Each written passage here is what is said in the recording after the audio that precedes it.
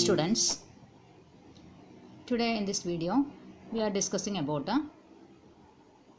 demand, determinants of demand and law of demand.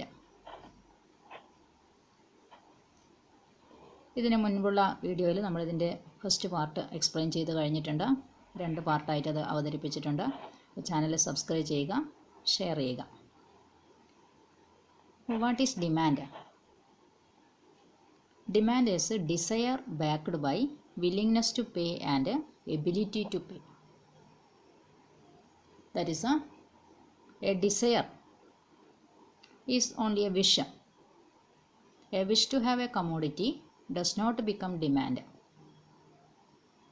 A person wishing to have a commodity should be willing to pay for it and have ability to pay for it. അതായത് desire means ആഗ്രഹം എന്നാണ് പറയുക. അപ്പോൾ demand എന്ന് പറയുന്നത് ഒരു desire ഒരിക്കലും demand അല്ല. അതായത് നമ്മളുടെ ആഗ്രഹം, നമ്മളൊരു വസ്തു കാണുന്നു, അത് ആഗ്രഹിക്കുന്നു, അത് ഡിമാൻഡായിട്ട് മാറുന്നില്ല. അപ്പോൾ ഡിമാൻഡ് ആകണമെങ്കിൽ എന്ത് വേണം? A person wishing to have a commodity should be willing to pay for it and should have ability to pay for it. അതായത് അതിന് വാങ്ങാനുള്ള ആഗ്രഹത്തോടൊപ്പം അത് പണം കൊടുത്ത് വാങ്ങാനുള്ള കഴിവ്, അതിനാണ് എബിലിറ്റി ടു പേ എന്ന് പറയുന്നത്, അതുണ്ടായിരിക്കണം. അതുപോലെ willingness to pay for it, ആ വസ്തുവിന് പണം കൊടുക്കാനുള്ള മനസ്സും കൂടി ഉണ്ടായിരിക്കണം. അപ്പോൾ നമ്മുടെ കയ്യിൽ ഇപ്പോൾ ഉദാഹരണമായിട്ട് നിങ്ങളൊരു പേന വാങ്ങാൻ ആഗ്രഹിക്കുന്നു, ഒരു പേന കാണുന്നു, അപ്പോൾ നിങ്ങളത് വേണമെന്ന് ആഗ്രഹിക്കുന്നു. അപ്പോൾ ആഗ്രഹിച്ചത് കൊണ്ട് മാത്രം അത് ഡിമാൻഡ് ആകുന്നില്ല. അതിൻ്റെ കൂടെ എന്ത് വേണം? നിങ്ങൾക്കതിന് എത്രയാണോ വില, ആ വില കൊടുക്കാനുള്ള പണം നിങ്ങളുടെ കയ്യിലുണ്ടാകണം. അതിനാണ് എബിലിറ്റി ടു പേ എന്ന് പറയുന്നത്. മറ്റൊന്ന് വേണ്ടത്, പണവും കയ്യിലുണ്ട്, നമുക്ക് ആഗ്രഹമുണ്ട്, പക്ഷേ ആ പണം കൊടുക്കാനുള്ള മനസ്സും കൂടി വേണം. അതായത് ആ പണം കയ്യിൽ നിന്ന് കൊടുത്ത് അത് വാങ്ങാനുള്ള മനസ്സ്, അതിനാണ് വില്ലിങ്നെസ് ടു പേ എന്ന് പറയുന്നത്. ആ പണം കൊടുക്കാനുള്ള സമ്മതവും കൂടി ഉണ്ടാകണം. അപ്പോൾ ഇത് മൂന്നും ചേർന്നാലാണ് ഡിമാൻഡായിട്ട് ഡിമാൻഡായിട്ട് മാറുന്നത്. അപ്പോൾ ഇതിനെ നമുക്കൊരു ഇക്വേഷൻ രൂപത്തിൽ പറയാം. Demand is equal to desire plus ability to pay plus willingness to pay. അപ്പോൾ ഇത് മൂന്നും ചേർന്നാലാണ് ഡിമാൻഡ് ആയി മാറുന്നത്. So demand for a commodity is the quantity of that commodity which consumers will be willing to buy in a given period of time at a given price. ഒരു നിശ്ചയ സമയത്ത് നിശ്ചിത വിലക്ക് എത്ര അളവ് ക്വാണ്ടിറ്റിയാണ് വാങ്ങാൻ ഉദ്ദേശിക്കുന്നത്, അതിനെയാണ് പറയുന്നത് ഡിമാൻഡ് എന്ന് പറയുന്നത്. So it is clear from the definition that demand is always expressed during a given period of time and at a price. അപ്പോൾ ഡിമാൻഡ് എപ്പോഴും നമ്മൾ എക്സ്പ്രസ് ചെയ്യുക ഒരു നിശ്ചിത സമയത്തെ ആധാരമാക്കിയാണ്, നിശ്ചിത വിലയെ ആധാരമാക്കിയാണ്. ഇനി നമുക്ക് നോക്കാം what are the determinants of demand. Demand for a commodity depends on a large number of factors. So what are they? അതായത് നമ്മളിപ്പോൾ ഒരു വസ്തു വാങ്ങിക്കുമ്പോൾ, ഒരു ഗുഡ് വാങ്ങിക്കുമ്പോൾ അതിനെ ആശ്രയിക്കുന്ന നിരവധി ഘടകങ്ങളുണ്ടാകാം. സോ ഡിറ്റർമിനൻറ്റ്സ് ഓഫ് ഡിമാൻഡിൽ first one is the price of a commodity. That is the most important factor determining the demand for a commodity is its price. നമ്മൾ ഏതൊരു വസ്തു വാങ്ങുമ്പോഴും ആദ്യം നമ്മൾ നോക്കുന്നത് അതിൻ്റെ വിലയാണ്. When other things remaining the same, when the price of a commodity falls, the quantity demanded increases, and when price increases, quantity demanded falls. That is, നമുക്കറിയാം there is an inverse relationship between price and quantity demanded. അതായത് വിലയും ഡിമാൻഡും തമ്മിൽ inverse റിലേഷനാണ്, opposite റിലേഷനാണ്. Price കുറയുമ്പോൾ നമ്മൾ കൂടുതൽ demand ചെയ്യും, price കൂടുമ്പോൾ ഡിമാൻഡ് കുറയുകയും ചെയ്യും. അപ്പോൾ ഫസ്റ്റ് ഏതൊരു വസ്തുവിൻ്റെയും ഡിമാൻഡിനെ ആശ്രയിക്കുന്ന പ്രധാനപ്പെട്ട ഘടകം എന്ന് പറയുന്നത് ഇറ്റ്സ് പ്രൈസാണ്. Next second one is price of related commodities. അതായത് related commodities are of 2 types, substitute goods and complementary goods. That is tea and coffee is a substitute good. When price of tea increases we substitute coffee for it. That is a substitute commodity. And another one is a complementary commodity. That is when we use one commodity, we need another one for using it. For example, if we want a vehicle need petrol. So vehicle and petrol is a complementary good. So these type of goods are called related commodities. When price of these related commodities increases, the good for another related commodity changes. That is the relation between related commodities and its price. For example, when price of tea increases, the demand for coffee increases. Similarly, when there is a fall in the price of petrol, there is an increase in the demand for vehicles. So change in the price of one commodity leads to a change in the demand for another related commodity. So this is the second determinant of demand. Next, third one is the income of the consumer. A very important determinant of demand is the income of the consumer. ഒരാളുടെ വരുമാനം ഡിമാൻഡിനെ ബാധിക്കുന്ന പ്രധാനപ്പെട്ട ഒരു ഘടകമാണ്. When there is an increase in the income of the consumer, there is an increase in the demand for the commodity. Similarly, when there is a decrease in the income, demand also decreases. So there is a direct relationship between income and demand for a commodity. Income and demand തമ്മിലുള്ള relation direct relation ആണ്. When income increases, demand also increases, and when income decreases, demand also decreases.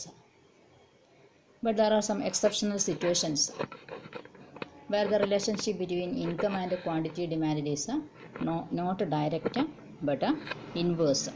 ചില വസ്തുക്കളുടെ കാര്യത്തിൽ direct relation ആയിരിക്കില്ല, അല്ലെങ്കിൽ inverse relation ആയിരിക്കും വരുന്നത്. That is when income increases, demand decreases. For example, when income increases, the demand for inferior food grains like bajra, jowar, etc. declines. And when higher income, consumers switch over to superior grains like wheat and rice. വില കുറഞ്ഞ ധാന്യങ്ങളുടെയൊക്കെ കാര്യത്തിൽ വരുമാനം വർദ്ധിക്കുമ്പോൾ ഒരിക്കലും വില കുറഞ്ഞ ധാന്യങ്ങൾ തന്നെ വാങ്ങാൻ ആരും ഇഷ്ടപ്പെടില്ല.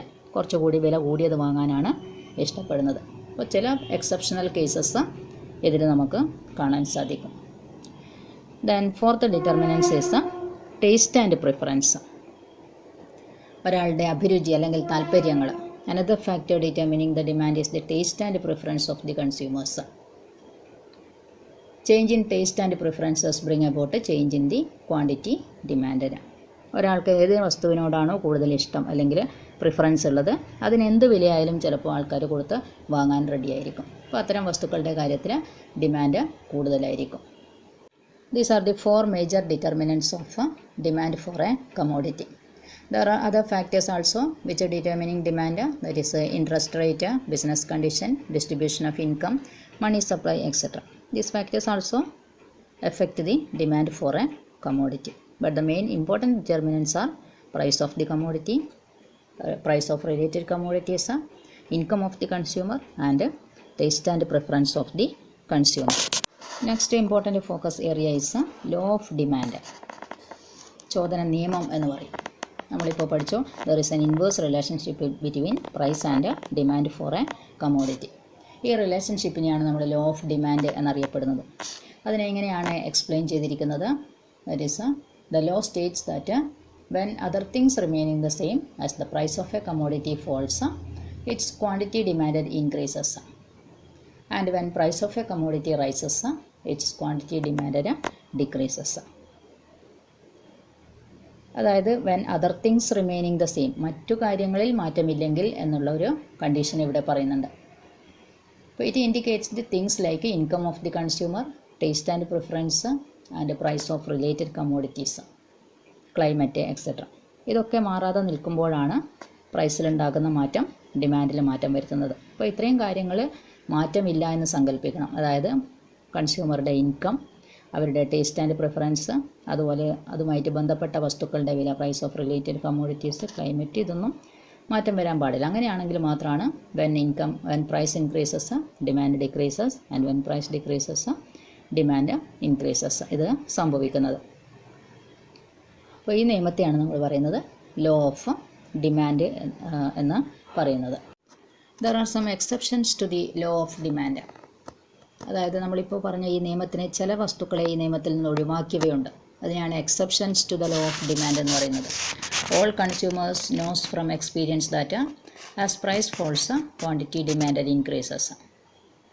But there are certain commodities and situations where the law of demand does not operate. ചില സാഹചര്യങ്ങളിൽ അല്ലെങ്കിൽ ചില വസ്തുക്കളുടെ കാര്യത്തിൽ ഈ ലോ ഓഫ് ഡിമാൻഡ് ഓപ്പറേറ്റ് ചെയ്യുന്നില്ല. ഏതൊക്കെയാണ് അത്തരം വസ്തുക്കളെന്ന് നോക്കാം. ഒന്ന് ഇൻഫീരിയർ ഗുഡ്സ് അല്ലെങ്കിൽ ഗിഫൻസ് ഗുഡ്സ്. അതായത് Giffen goods are named after sir Robert Giffen who discovered this concept. Robert Giffen ആണ് ഈ വസ്തുക്കളെ കണ്ടുപിടിച്ചത്. അതുകൊണ്ടാണ് ഇൻഫീരിയർ ഗുഡ്സിന് മറ്റൊരു പേര് കൊടുത്തിരിക്കുന്നത് ഗിഫൻസ് ഗുഡ്സ് എന്ന് അറിയപ്പെടുന്നത്. That is tapioca, jowar, bajra, cheap varieties of clothes, beedi etcetera fall under this. വില കുറഞ്ഞ തുണിത്തരങ്ങൾ, അതുപോലെ വില കുറഞ്ഞ ധാന്യങ്ങൾ, മരിച്ചീനി, വില കുറഞ്ഞ തുണിത്തരങ്ങൾ, ബീഡി, ഇതൊക്കെ നമുക്ക് ഇൻഫീരിയർ ഗുഡ്സിൽ ഉൾപ്പെടുത്താം. They are consumed mostly by the poor people. The poor consume these goods not because they prefer it, but because they do not have the income to buy superior goods. അപ്പോൾ poor people വാങ്ങുന്നതാണ് അധികം ഇത്തരം വസ്തുക്കൾ. അവർ വാങ്ങുന്നത് ഇതിനോടുള്ള ഇഷ്ടം കൊണ്ടല്ല, മറിച്ച് superior goods വാങ്ങാനുള്ള കഴിവ് അവർക്ക് ഇല്ലാത്തതുകൊണ്ടാണ്. When the price of inferior goods falls, the real income of the consumer increases, and this enables them to switch over to superior goods. അതായത് ഇത്തരം ഇൻഫീരിയർ ഗുഡ്സിൻ്റെ വില വീണ്ടും കുറയുകയാണെങ്കിൽ അവരെന്ത് ചെയ്യും? വീണ്ടും അത് തന്നെ വാങ്ങാതെ കുറച്ചുകൂടി സുപ്പീരിയർ ആയിട്ടുള്ള ഗുഡ്സ് വാങ്ങിക്കും.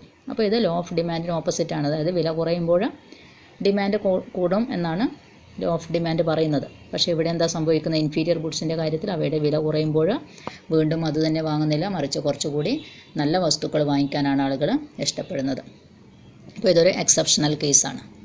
മറ്റൊന്ന് നെസസിറ്റീസ് ഓഫ് ലൈഫ്, ജീവിതത്തിലെ അത്യാവശ്യ വസ്തുക്കൾ, ഉദാഹരണം മെഡിസിൻസ്, ഫുഡ് എക്സെട്ര. അപ്പോൾ ഇങ്ങനെയുള്ള വസ്തുക്കളുടെ കാര്യത്തിൽ ആരും പ്രത്യേകിച്ച് വില നോക്കാറില്ല. Necessities of life have to be brought irrespective of their prices. Therefore, change in their price do not affect the quantity demanded. Another one is status symbol goods. അതായത് status കാണിക്കാൻ വേണ്ടി ഉപയോഗിക്കുന്ന വസ്തുക്കൾ, ആളുകളെ കാണിക്കാൻ വേണ്ടി ഉപയോഗിക്കുന്ന വസ്തുക്കൾ, like luxurious cars, diamond etcetera. These goods are regarded as a symbol of the status of the rich. The status goes up as price increases. വില കൂടുമ്പോഴാണ് സ്റ്റാറ്റസ് കൂടുന്നത്. അപ്പോൾ ഇത്തരം വസ്തുക്കൾ വാങ്ങിക്കുന്നത് സ്റ്റാറ്റസ് കാണിക്കാൻ വേണ്ടിയാണ്. അപ്പോൾ വില കൂടുമ്പോഴാണ് ഇത്തരം വസ്തുക്കളുടെ ഡിമാൻഡ് കൂടുന്നത്. അതും ഒരു എക്സെപ്ഷണൽ കേസാണ്. ലോ ഓഫ് ഡിമാൻഡ് പറയുന്നത് വില കൂടുമ്പോൾ ഡിമാൻഡ് കുറയണമെന്നാണ്. എന്നാൽ ഇവിടെ വില കൂടുമ്പോൾ ഡിമാൻഡ് കൂടുകയാണ് ഇത്തരം വസ്തുക്കളുടെ കാര്യത്തിൽ സംഭവിക്കുന്നത്. മറ്റൊന്ന് പ്രൈസ് എക്സ്പെക്റ്റേഷൻസ്, വില സംബന്ധിച്ച ചില പ്രതീക്ഷകൾ. Sometimes as price rises people buy more because they expect further rise in prices. ഇപ്പോൾ വില കൂടുകയാണ് ചെയ്യുന്നത്. വില കൂടുമ്പോൾ ആളുകൾ കൂടുതൽ വാങ്ങിക്കുന്നു. അവർ എന്താ എക്സ്പെക്റ്റ് ചെയ്യുന്നു? ഇനിയും വില കൂടാനാണ് സാധ്യത എന്ന് ഉള്ളൊരു ഭയം കാരണം അവർ ഇപ്പോൾ കൂടിയ വിലക്ക് കൂടുതൽ അളവിൽ വാങ്ങുകയാണ് ചെയ്യുന്നത്. അതുപോലെ പ്രൈസ് കുറയുമ്പോൾ എന്ത് ചെയ്യും? ആൾക്കാർ വാങ്ങുന്നത് കുറക്കും. ഇനിയും വില കുറയട്ടെ എന്ന് വിചാരിച്ച് കാത്തു നിൽക്കും. അപ്പോൾ ഇതും ലോ ഓഫ് ഡിമാൻഡിന് ഓപ്പോസിറ്റ് ആയിട്ടുള്ളതാണ്. ഒരു എക്സെപ്ഷണൽ കേസാണ് ഇതും. മറ്റൊന്ന് ഇഗ്നറൻസ് ഓഫ് ദി കൺസ്യൂമർ, അജ്ഞത കാരണം, അറിവില്ലായ്മ കാരണം ആളുകൾ എന്ത് ചെയ്യും? Consumers buy at a higher price because they may not be aware of lower price elsewhere. മറ്റെവിടെയെങ്കിലും വില കുറഞ്ഞ് കിട്ടുമെന്ന് അറിയാത്തത് കൊണ്ട് അവരെന്ത് ചെയ്യും? കൂടിയ വിലക്ക് സാധനങ്ങൾ വാങ്ങിക്കും. So these are the exceptional cases of law of demand. അതുപോലെ ഫോക്കസ് ഏരിയ ആയിട്ട് പറഞ്ഞിരിക്കുന്ന മറ്റൊരു പോയിൻ്റാണ് normal goods and inferior goods. നമ്മളിപ്പോൾ പഠിച്ചു ലോ ഓഫ് ഡിമാൻഡ് ഇൻഫീരിയർ ഗുഡ്സിൻ്റെ കാര്യത്തിൽ ആപ്ലിക്കബിൾ അല്ല. Inferior goods have a direct price demand relationship. അതായത് പ്രൈസ് കുറയുമ്പോൾ അതിൻ്റെ ഡിമാൻഡ് കുറയാണ് ചെയ്യുന്നത്, പ്രൈസ് കൂടുമ്പോൾ ഡിമാൻഡ് കൂടുകയാണ് ചെയ്യുന്നത്. Those goods which are not inferior can be called as normal goods. ഇപ്പോൾ ഇൻഫീരിയർ അല്ലാത്ത വസ്തുക്കളെയാണ് നമ്മൾ നോർമൽ ഗുഡ്സ് എന്ന് പറയുന്നത്. അതിന് ഇൻവേഴ്സ് പ്രൈസ് ഡിമാൻഡ് റിലേഷൻഷിപ്പാണ് ഉള്ളത്. അതുപോലെ മറ്റ് രണ്ട് വസ്തുക്കളാണ് substitute goods and complementary goods. Complementary goods are those that are consumed together. They are complement to each other. ഒന്ന് ഉപയോഗിക്കണമെങ്കിൽ അതിൻ്റെ കൂടെ മറ്റൊന്ന് കൂടി ആവശ്യമായിട്ട് വരിക. For example pen and ink, vehicle and petrol, tea and sugar etcetera. അപ്പോൾ ഇതിൽ ഒന്നിൻ്റെ വിലയിലുണ്ടാകുന്ന മാറ്റം മറ്റൊരു വസ്തുവിൻ്റെ ഡിമാൻഡിനെ ബാധിക്കും. When the price of tea declines, demand for sugar increases. അതുപോലെ കോംപ്ലിമെൻ്ററി ഗുഡ്സിൻ്റെ കാര്യത്തിലും ഇങ്ങനെ തന്നെയാണ് സംഭവിക്കുന്നത്. അപ്പോൾ substitutes are not consumed together. Substitute എന്ന് പറയുന്നത് ഒന്നിച്ച് വാങ്ങിക്കുന്നതല്ല, they are used in the place of the other good. ഒന്നിൻ്റെ സ്ഥാനത്ത് മറ്റൊന്ന് ഉപയോഗിക്കുക, അതാണ് substitute goods. Example tea and coffee are substitutes. അതായത് ടീയുടെ വില വർദ്ധിക്കുകയാണെങ്കിൽ നമ്മൾ കോഫി പകരം ഉപയോഗിക്കും. So price of a good and the demand for its substitutes are directly related.